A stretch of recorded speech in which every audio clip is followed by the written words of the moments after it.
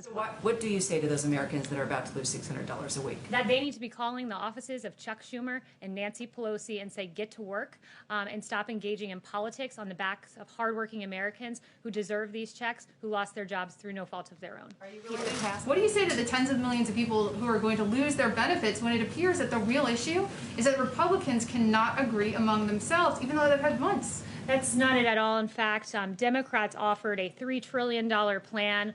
We have a very specific focus right now, and it's not this comprehensive plan, whether it be the HEROES Act the Democrats proposed that was unserious or the HEALS Act. That narrow focus is this, that Americans are about to lose their unemployment insurance, and this White House, this Chief of Staff, this President, this Secretary of the Treasury have offered several iterations to make sure that Americans who through no fault of their own lost their jobs during this pandemic do not also lose these checks. We've made several proposals, as Mark Meadows just said to you, and how many proposals have the Democrats made? Zero. And if you want to know where the Democrats' true intentions lie, look no further than the Martha McSally bill that was presented that would have extended the $600 unemployment insurance. It was rejected by Chuck Schumer, and that was a plan that the president was willing to endorse. The White House What do you say to those that are going to lose $600 a week in unemployment payments that need that money? And also,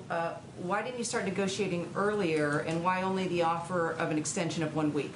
Well, what I would say to them is that this is unacceptable, that the Democrats have been fundamentally unserious. And you just heard the Chief of Staff say a great example of that is they had this massive $3 trillion bill that called for $100 billion in school funding. We then gave $105 billion, which then was deemed insufficient. So if Democrats were interested in extending unemployment insurance and helping the American people, they would have endorsed the Martha McSally bill and extended this by a week to give us time as we try to extend this in perpetuity while we also focus on evictions as well. What do you say to those Americans that are about to lose $600 a week? That they need to be calling the offices of Chuck Schumer and Nancy Pelosi and say, get to work and stop engaging in politics on the backs of hardworking Americans who deserve these checks, who lost their jobs through no fault of their own. Are you willing to pass? So you asked why I was asking about the president. I'm asking about the president because you work for the president. Yes. I guess the question is more specific. Thank you, Kayleigh.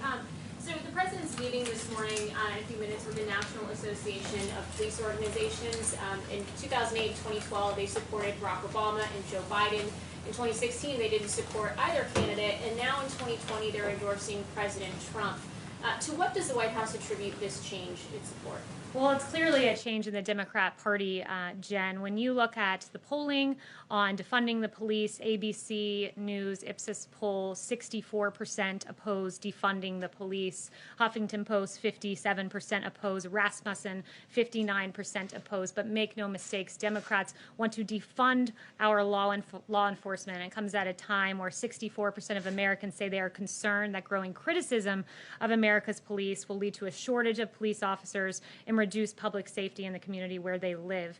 The American people have seen very clearly where the Democrat Party of today stands. It's at an unacceptable place, and I think that this administration has shown great respect for our law enforcement, who every day are out there defending and protecting our streets in Democrat-run cities that have turned abundantly chaotic because of their lack of support and respect for law enforcement.